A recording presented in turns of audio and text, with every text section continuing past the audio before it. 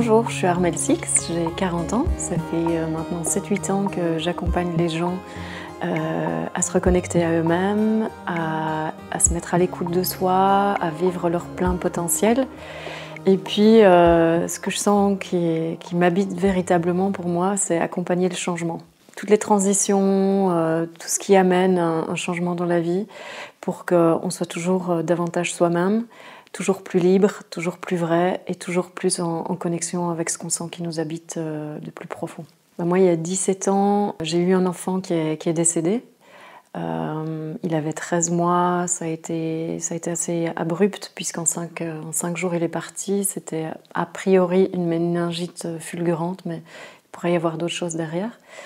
Et voilà, évidemment, ça a bouleversé ma vie, ça a tout changé, tellement qu'en 3 mois, j'ai eu besoin de tout changer. Donc j'ai quitté son papa, j'ai quitté là où j'habitais, j'ai quitté mon job et j'ai tout recommencé. Et depuis, j'ai découvert ce mouvement de vie, en fait. J'ai découvert combien la vie se vit en nous de façon naturelle, qu'on a cette connexion à nous qui est quelque chose de vraiment profond, qui est quelque chose de plus grand que nous, qui fait partie de notre vie. Et c'est comme, pour moi, c'est comme s'il y a un grand ordre des choses. Et donc, parfois, on ne comprend pas toujours pourquoi il nous arrive certaines choses dans la vie. Et si on reste avec le pourquoi, ou qu'est-ce que j'ai fait pour mériter ça, rien du tout, ça fait juste partie de la vie et d'un grand ordre des choses qu'on ne comprend pas individuellement. Mais quand on voit qu'on est tous connectés, on est tous interreliés à tout et à tous, on comprend davantage qu'il y a quelque chose de plus grand qui se passe, quelque chose qui nous dépasse et qui en même temps nous vit aussi. Et tout ce mouvement de vie, c'est tout ce que j'enseigne. C'est ce que j'ai redécouvert au travers de plein de façons, de la méditation, au travers de vivre dans la présence, être au service dans une communauté, et puis vraiment me mettre à l'écoute de ce qui m'habite le plus profondément.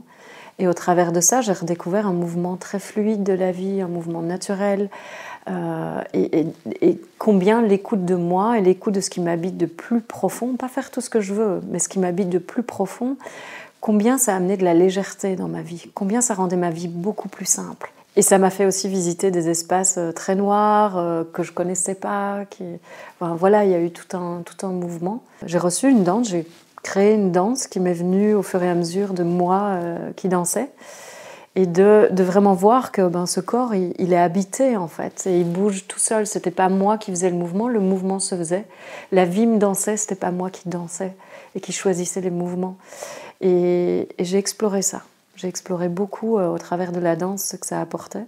Et puis j'ai créé une danse qui s'appelle la danse du mouvement de la vie et qui invite à se mettre à l'écoute du mouvement naturel de la vie en nous et de reconnecter tout ce fluide, tout ce flow naturel et voir comment ça change notre vie, comment ça change notre rapport à notre corps, comment ça change autant au niveau physique qu'émotionnel, ou même de se sentir connecté à quelque chose de plus grand, justement, et pouvoir vivre, tiens, je connecte quelque chose de fort, une présence que peut-être sur laquelle je ne me suis jamais arrêtée. Qu'est-ce que c'est? Qu'est-ce qui se passe?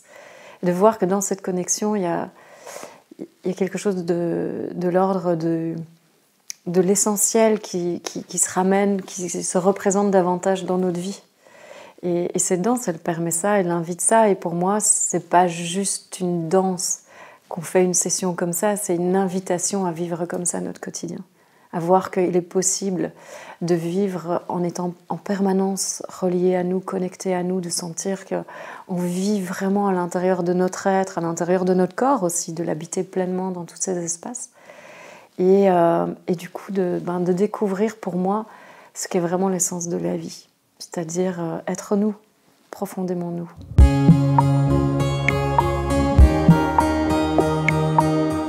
Je crois que prioritairement, c'est vraiment ça. Ils se sentent véritablement reconnectés à eux-mêmes.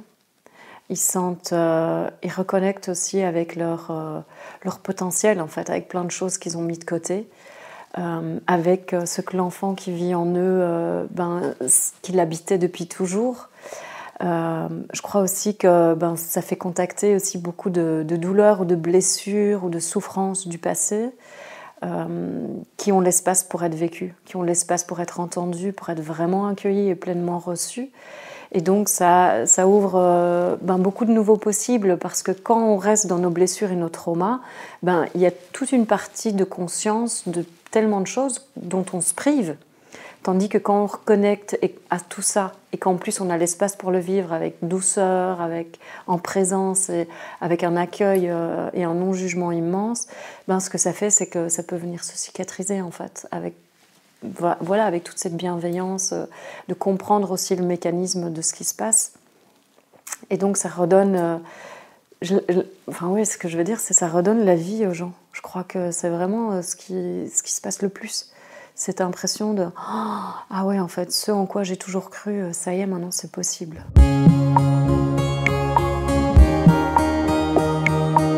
Ce que j'ai remarqué au cours de tous ces intensifs, au cours de toutes ces retraites que j'ai données, parce que j'ai donné pas mal de retraites, plusieurs retraites de femmes aussi, je donne des séminaires en ligne aussi, et au cours de ces séminaires, justement, comme ça, alors que ce n'est pas le thème du séminaire, il y a encore énormément de partage, de violences vécues dans l'enfance, d'abus sexuels, d'abus psychologiques, de viols aussi.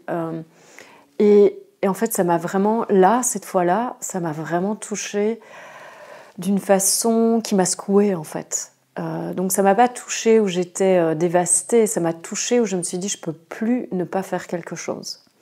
Et puis, ayant moi-même cette expérience de vie, ayant moi-même vécu des abus dans mon enfance, je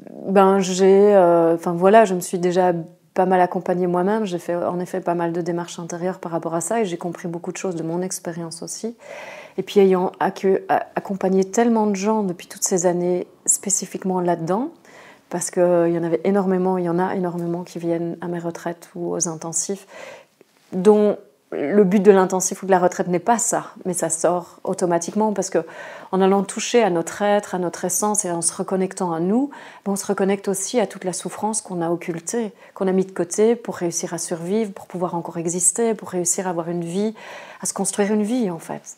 Et ce qui se passe quand on va retoucher tout ce qui est au cœur de nous, on retouche à ça aussi. Et donc là, ce que j'ai vu, c'était... j'étais étonnée de voir ce qui sortait des partages dans ce séminaire en ligne, et de voir aussi que même au travers du séminaire en ligne, il y avait moyen d'accueillir et d'accompagner les gens d'une façon qui était douce et bienveillante, et de voir comment ça les ouvrait. Et là, je me suis dit, mais je ne peux plus ne pas le faire, en fait. Là, c'est moi qui dois sortir du silence, et je dois vraiment faire une retraite en intensif qui va accompagner les gens spécifiquement là-dedans. Parce que j'ai vu tellement comment ça coupe les gens d'eux-mêmes, comment ça les coupe de leur élan, comment ça les coupe de leurs ressources profondes, comment ça... Moi-même, j'ai vu comment ça m'empêchait moi-même d'avoir les relations dont je rêvais, d'être vraiment qui je suis, de pouvoir pleinement développer mon potentiel, parce qu'il y avait quelque part un danger, parce qu'il y avait quelque part un... je ne peux pas être pleinement moi-même parce que le risque est grand. Et donc, il y a quelque part un endroit où il y a toujours besoin ou la nécessité de mettre un couvercle, de ne pas oser s'épanouir pleinement, de ne pas oser s'exprimer en toute liberté, je peux être moi, quoi. Non, et j'ai vu ça tellement chez les gens que j'ai accompagnés, que ce soir-là, c'était un séminaire de 3 jours de suite, et le deuxième soir, c'était répétitif. Le premier soir, c'était ça. Le deuxième soir, c'était un suivi, parce qu'il y avait tellement de choses qui avaient été ouvertes. Quand ça a été fini, je me suis dit, mais je dois faire une retraite spécifique, accompagnement de tous les abus, des violences vécues dans l'enfance. Il est possible de retrouver la vie, il est possible de se développer sainement, et plus être dans des violences qu'on perpétue parce qu'on n'a pas touché la racine de notre souffrance, la racine de l'abus ou de la violence qu'on a vécue. On n'a pas eu nécessairement suffisamment d'espace, et pourtant ces gens ont fait énormément de thérapie pour être véritablement reçus et accueillis dans cette présence, dans cette bienveillance, aussi eux-mêmes en fait. Ce qu'il y a, c'est qu'il y a tellement cette présence qu'eux-mêmes connectent ça en eux. Et pour moi, c'est véritablement un espace de guérison, un espace profond, parce qu'ils ont, au travers de ça, cet accueil naturel d'eux-mêmes. Et du coup, je me suis dit, je la lance, quoi. Moi-même, je sors du silence du silence aussi, de mon expérience, parce que j'en parle bien sûr dans mes retraites, mais j'en ai jamais parlé voilà, comme ça par exemple devant une caméra.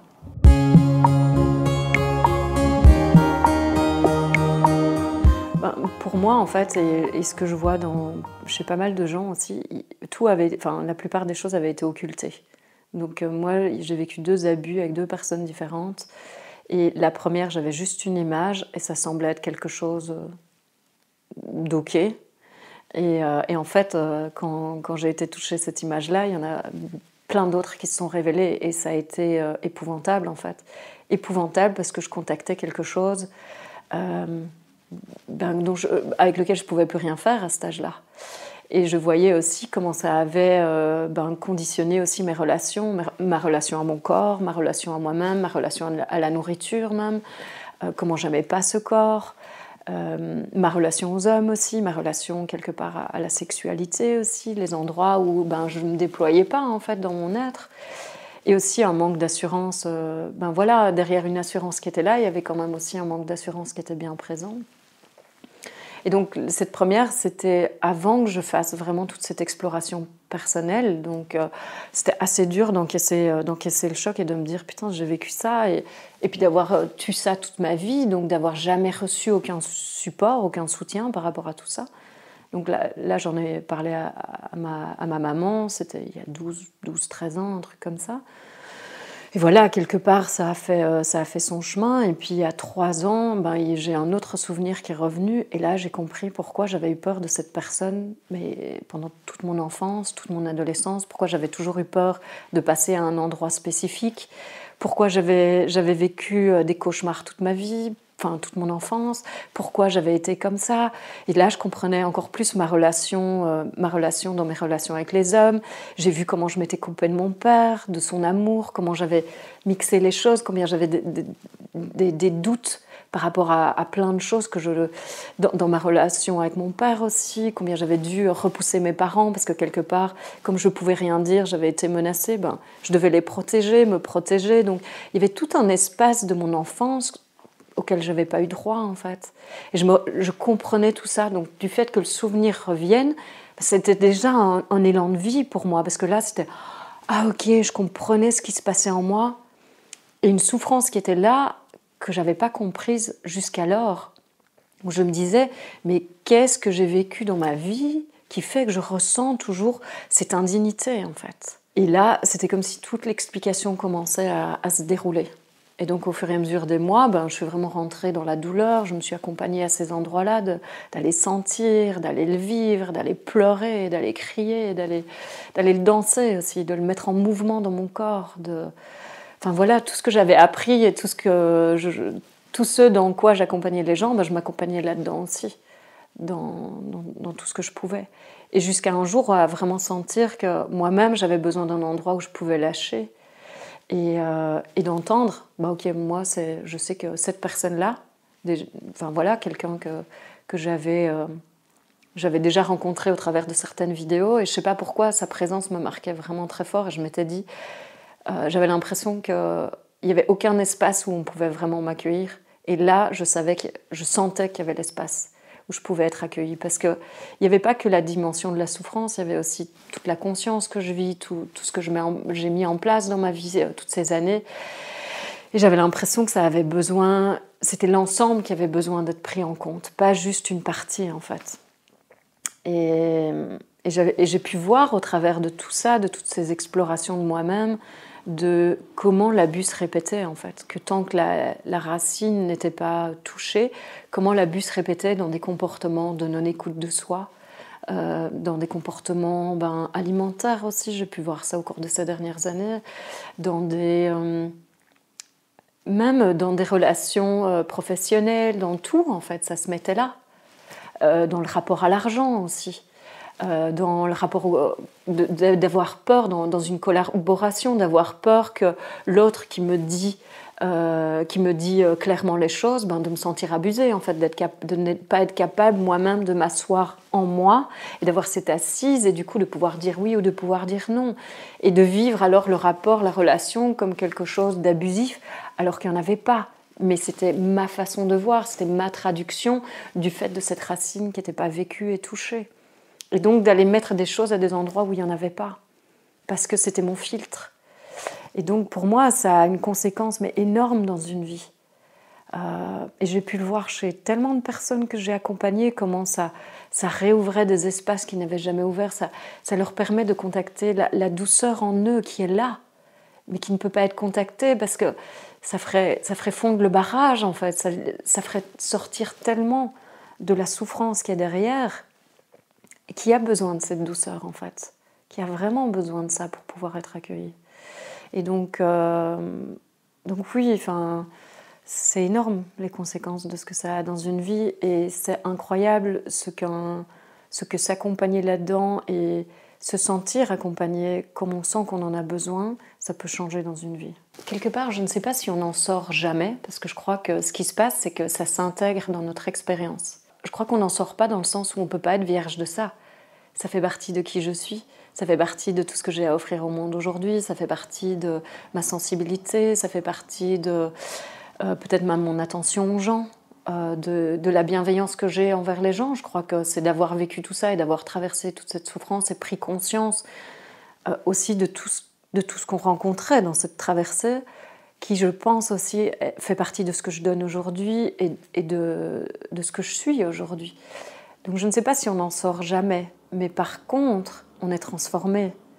Et que ce chemin justement de rencontrer tout ça, pour moi aujourd'hui, j'ai l'impression d'être vraiment la femme que j'ai toujours su que j'étais, que j'ai toujours voulu être aussi, de vivre une relation pacifiée aux hommes aussi, où il n'y a plus ce combat, il n'y a plus cette peur. Je crois qu'il y a une assise en moi aussi qui est tellement présente que aussi il y a ça, je peux dire oui, je peux dire non, et je sais où je vais. Et si je ne sais pas, je me pose avec aussi. Il y a des doutes, et quand il y a des doutes, il n'y a pas nécessairement d'action. Et puis s'il y en a encore, j'apprends de ça aussi. C'est plus des drames en fait. Il y a quelque chose qui est profondément assis en moi, qui fait que même dans des expériences difficiles que je peux vivre, comme tout être humain, aujourd'hui, il y a quelque chose d'ok avec le fait de le vivre, et du coup, un mouvement qui se relance assez vite en moi. Il n'y a pas de souffrance, en fait. Il y a une attitude face à ça qui est... il peut y avoir des pleurs, il peut y avoir de la tristesse, il peut y avoir tout ça, mais il n'y a rien qui reste. Et donc, oui, aujourd'hui, j'ai l'impression d'avoir un rapport avec mon corps qui continue de se transformer, un rapport avec ma sexualité pareil, qui est juste hyper épanouissante. J'ai l'impression que ma vie de femme aussi est hyper épanouissante, que je me sens bien dans ce que je mets en place, dans mon être, et je redéfinis tout le temps en fait. J'ai ce rapport au changement qui est devenu quelque chose de naturel, où je vois que je suis en être en changement permanent, et qu'il y a tellement de choses qui m'habitent, et je suis tellement passionnée par plein de trucs que il y a une ouverture à tout ça qui est là, et je sens que j'ai plus besoin de me cacher, j'ai plus besoin d'avoir peur. Alors il peut encore y en avoir, je peux encore découvrir au fur et à mesure, parce que je pense qu'on se découvre indéfiniment. Et donc voilà, je me dis qu'il y a toujours des moments ou des endroits où peut-être que je vais tellement m'expandre et sortir de ma zone de confort que je vais retrouver des choses. Mais aujourd'hui, j'ai les outils. Même si je retrouve des choses, j'ai les outils pour les vivre, en fait. J'ai les outils pour dire oui, j'ai les outils pour dire non, j'ai les outils pour explorer. Et je me sens dans une relation vraiment épanouie avec moi-même, et saine aussi avec moi-même. J'ai vraiment cette joie, et je me sens honorée aussi d'accompagner les gens dans ces retrouvailles avec eux-mêmes. Je trouve que c'est tellement précieux. Moi, ça continue de changer ma vie, et je trouve ça tellement précieux d'avoir un endroit où on peut vraiment se déposer une fois dans sa vie, et où on peut sentir, là, je peux tout lâcher. Ça change tout pour moi.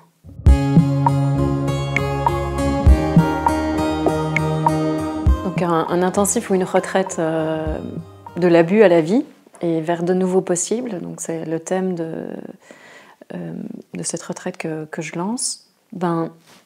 c'est la première. Donc, quelque part, moi, ce que je fais toujours, c'est que véritablement, je suis l'énergie du groupe. Donc, je suis vraiment à l'écoute de ce qui se vit dans le groupe, des besoins du groupe, de ce qui se passe. Et du coup, c'est assez spontané, mais ce que j'invite, c'est au travers du mouvement, au travers de la danse, de se mettre à l'écoute du mouvement naturel du corps. Et au travers de ça, il y a déjà une reconnexion qui se fait à soi. Il y a aussi une douceur telle dans cette écoute que ça permet d'aller contacter des choses, mais ça permet aussi qu'elles soient vécues avec douceur. Donc c'est pas des douleurs énormes, oui, on se confronte à ça, mais l'espace qui est créé au travers de la danse ou au travers de l'écoute, de mon écoute, parce qu'il y a aussi, il n'y a pas que du mouvement, il y a aussi des dialogues, il y a aussi des partages. Donc j'invite les gens à entrer en contact avec l'émotion peut-être qui est dans le corps, à ressentir. Je les invite dans une exploration, donc je les guide dans une exploration pour qu'ils puissent eux-mêmes entrer en contact, et puis que quelque part, de l'avoir vécu aussi, ils puissent le refaire aussi chez eux, quand ils rencontrent n'importe quoi. Donc voilà, il y a des temps de méditation aussi, de silence où on se pose pour qu'on ait l'espace aussi, pour que tout ça s'intègre, pour que ça se vive. Il y a des invitations, là on sera dans la nature, un endroit magnifique, donc que les gens aillent se balader, qu'ils se reconnectent à la nature, c'est quelque chose d'énorme quand on vit des moments si difficiles, mais pas que ça, d'avoir la nature qui nous entoure et puis de sentir aussi sa douceur, sa chaleur, ça fait du bien aussi. Donc pour moi c'est comme si c'est tout un espace très cocon qui est développé, de présence, d'écoute, d'accueil, de bienveillance, et qui va avec l'environnement et les propositions, donc que ce soit aller se balader, faire une pause, un temps de méditation, d'être en silence, une exploration du corps, se mettre en mouvement au travers de la danse, de la musique, ou des partages, qui sont tout ça mis ensemble. En fait, pour moi, ça crée un environnement tout à fait particulier et propice à la rencontre, et aussi quelque part la libération aussi de tout ce qui se vit, surtout avec beaucoup de douceur.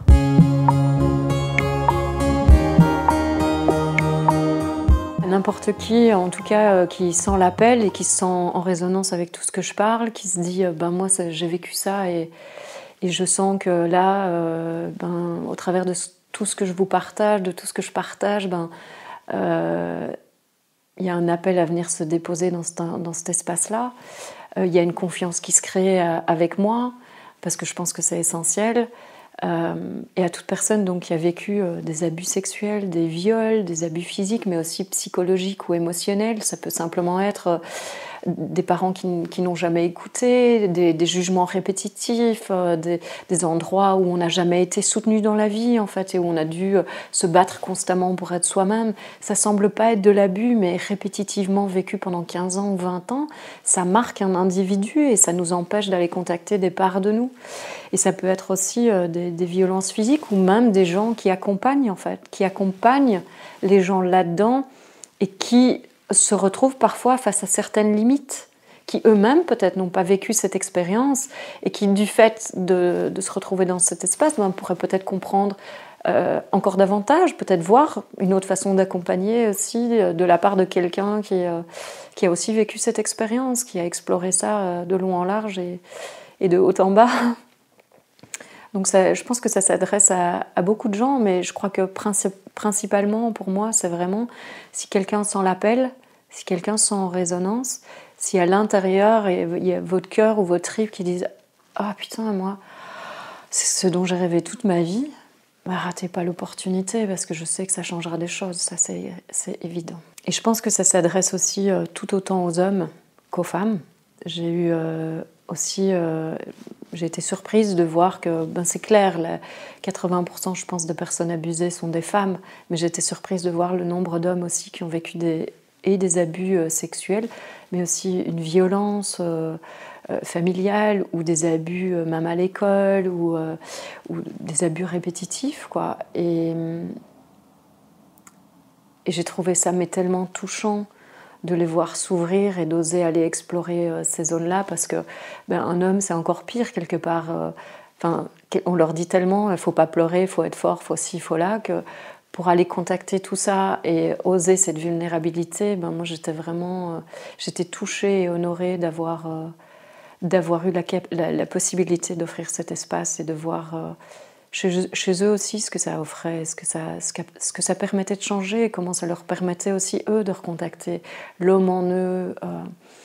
Et il y en a plusieurs aussi qui partageaient qu'eux, ils avaient cette mémoire d'avoir été l'abuseur, comme si l'homme ayant été tellement souvent au pouvoir qu'ils avaient eux-mêmes peur de vivre leur sexualité, parce qu'ils avaient parfois peur d'être dans la prise de pouvoir ou des choses comme ça.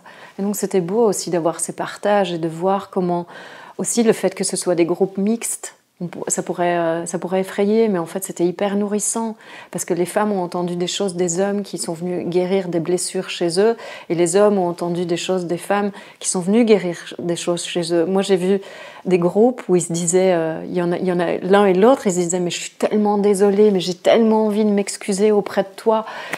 Une femme qui disait ça à un homme ou un homme qui disait ça à une femme, un homme qui parlait de sa douleur d'être un homme en fait et combien c'était dur à porter de tout le passif des générations d'avant. Et je trouvais ça mais hyper... Et ça a ouvert les cœurs des femmes d'entendre ça au lieu de continuer cette compétition. Donc moi j'ai l'impression que le fait que les groupes soient mixtes, ça vient vraiment mettre une fin à ce combat entre hommes et femmes et ça vient vraiment ouvrir le cœur de... Finalement on a tous eu mal à un endroit. Comment on fait aujourd'hui pour se soutenir l'un l'autre dans grandir ensemble et puis avancer dans un autre monde en fait. Waouh, rien que de le dire, moi ça me touche encore et je trouve ça magnifique d'avoir cette opportunité.